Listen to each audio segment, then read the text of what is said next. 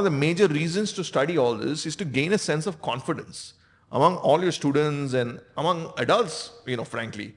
In fact, people above 50 are the most pessimistic lot because they come from a worldview which is, pre-internet, which had all the walls of, biases which are not there today. I mean, 15 to 25-year-olds today are far more, abridged to a wide range of knowledge.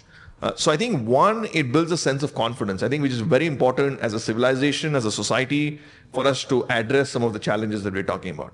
Second, in terms of economics alone, the fact that economics is a science which is dealing with people, right? And the choices that people make. Whether it's now or 5,000 years back, we are still human beings, right? Our context might have changed, our situations might have changed, but our decision making and our sort of approach to decision making and the things that influence decision making remains the same. So, and the fact that a lot of our day-to-day life and all our festivities and all that, which influence our discretionary spending quite a bit, are all influenced by this way of life for thousands of years. So the continuity of that, what we're having is a parallel track where a continuity of thousands of years defines our day-to-day lifestyle and our consumer choices. On the other hand, we have this sort of, modern template of what, needs to be an economic sort of framework, mostly from the West, which is sort of superimposed on us. So what we need to do is to try to understand this way of life and try to bring policy which is aligned to this way of life. Then it becomes a natural precursor for a lot of ideas that we see. So I think that is an important sort of perspective. That's how we need to view it. Like what Sanjeev says, I think none of us are saying that all of the past is, pristine.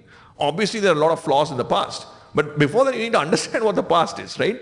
And what the frameworks for the past were.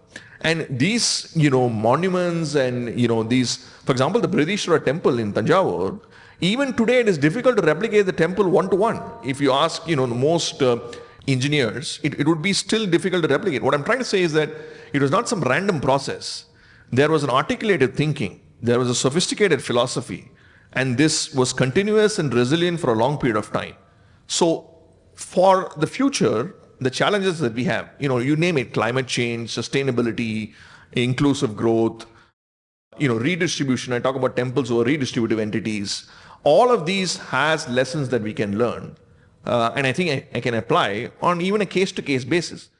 Lastly, I want to wrap up with this in the sense we have the Maha Kumbh, which is coming up in March. So if you take an example of the Maha Kumbh, it is probably the largest congregation of humanity in a particular place. But it's also a great sample size for economic experimental design where you could, whatever policies that you want to implement or align it to this way of life, you could take this as a great opportunity. So this is the sort of approach I think that would help, where you redefine approach to policy making in a way that is aligned to this way of life. Then it becomes an autopilot because you don't need a state beyond a point because people themselves sort of absorb into it because the way of life is a natural, sequence of events, whereas an imposition from the state is something different. So I think there are lots of reasons to learn about our past and more importantly, do it in a rigorous scholarship-bound way.